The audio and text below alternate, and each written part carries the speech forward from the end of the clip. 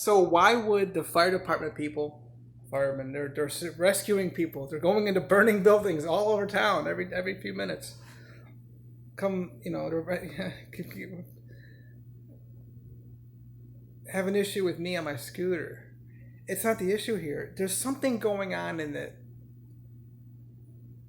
environment. I don't know what you want to call it, but it's to do with these drugs. I'm telling you, and it's around me. I have been absorbing. It's all in my family.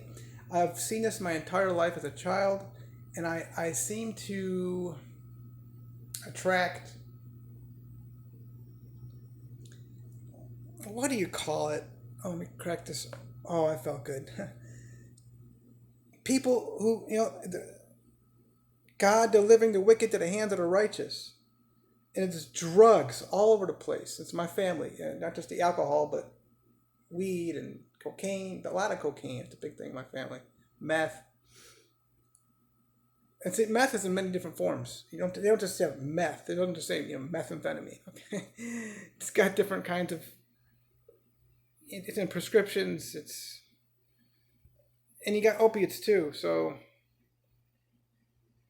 it starts, but you got to realize that a lot of times the fire department people are closer to a house that needs, they got to go to a house or park, or I don't think they're doing that on the beaches at all that often, but whatever.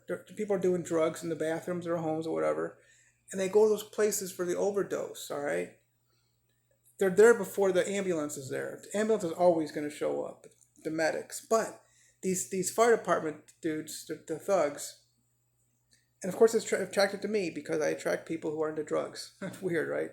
Because I'm using the drugs. It's because I'm the drug dealer and the drug user. Tell everybody that Jason Warner is a drug dealer and a drug user. He does all the drugs: opiates, weed, heroin. He mixes fentanyl with potpourri, and this is not funny. So anyway, they've had this tolerance to it. They're telling me that, and they're illegally telling me that I'm impeding traffic. It's just so weird, right? I'm impeding traffic, but they're not telling the drug users you are impeding traffic. That trend. I'm impeding. You know what? You're right. I just thought about this. Duh, dar, dar, dar. I'm impeding traffic. I'm impeding traffic. Drug trafficking. Bitch. You! Seriously, you! I'm having fun with the camera lens thing. You! I want you. That whole government thing. I want you.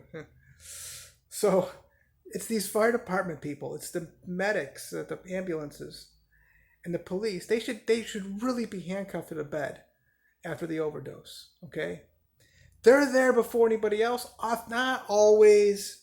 Maybe 60% of the time, maybe 20% of the time. But they're there often. Could take you down to Daytona Outreach Center. Maybe we should go to an overdose sometime, and and we'll show you that the big huge 500 gallons of water is there that you're paying for before the ambulances. And that's people that you'd think the ambulance people would know more about this stuff than anyone. I do appreciate that the fire. I mean, reality is, who would know about, the dangers on Nova and Mason better than. Really, number one would be police. Number two would be ambulance. Three, of course, the fire people, fire truck people. 500 gallons of water is there to an overdose before the ambulance. Oftentimes, not the majority of the time. I don't know, but it's not uncommon. Because they have a station closer, and the reality is, we're seeing What are these ambulances going to? What are the fire trucks going to? You're paying for this, y'all. You're paying the gas for this stuff, okay, and their time. They're going to overdoses, y'all. I see it. I mean, when you're on the beach, I don't think you're going to see an overdose on the beach. You're seeing actual rescues. That's what you're seeing. Or like I saw one that was missing child in yeah, it was Anna Maria Island, up the ways a little bit. It was not Coquina. It was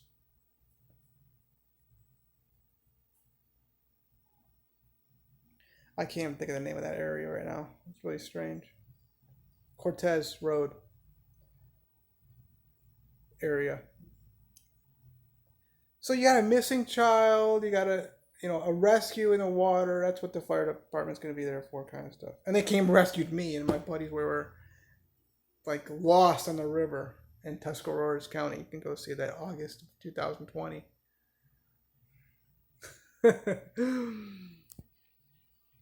That's what these guys are typically there for, and I attracted it. I attract a lot of drug dealers into my life because that's what in my life. And what happens in my situation, I call the police. I'll get a picture of you. I'll get a picture of your plates. I'm the worst. Like, what do you call that thing, majigger? Snitch. I wouldn't say I'm the worst snitch. I mean, what about Michael Cohen? I mean, he's a good snitch, right? Wasn't there one of the guys, the PEDs, one of the trainers? I don't know if it was Roger Clemens or Mark McGuire's. Well, Mark McGuire came out clean a little bit. I don't think he came all the way out about it. One of the trainers who's it wasn't a trainer or a doctor or something. He snitched. So it came here, you know. This is about drugs, and we're being too quiet about it. But we're making a big deal about my impeding traffic. I impede the traffic of illegal drugs. I also impede the trafficking of alcohol. Although I like the numbers about alcohol. After Prohibition, homicides just straight line dropped. Weird stuff, right? I impede the trafficking of cigarette sales. So yeah, you know what? There's something going on here. I'm telling you. I'm impeding traffic of illegal drugs. And they don't like that. Because they get called for that. That's what their paycheck depends on. More overdoses, they go out to it. And what are they saying to these people? Nothing. They don't want to offend the drug addicts. That's why the drugs are so bad in this country. Because they don't want to judge people. Bitch. Well, we're in 8 minutes already. I just like running my mouth about drugs. Not just illegal drugs, just drugs. Fuck all of you, firemen. Fuck you. You want to look like, oh, I got to talk about that psychiatrist I met.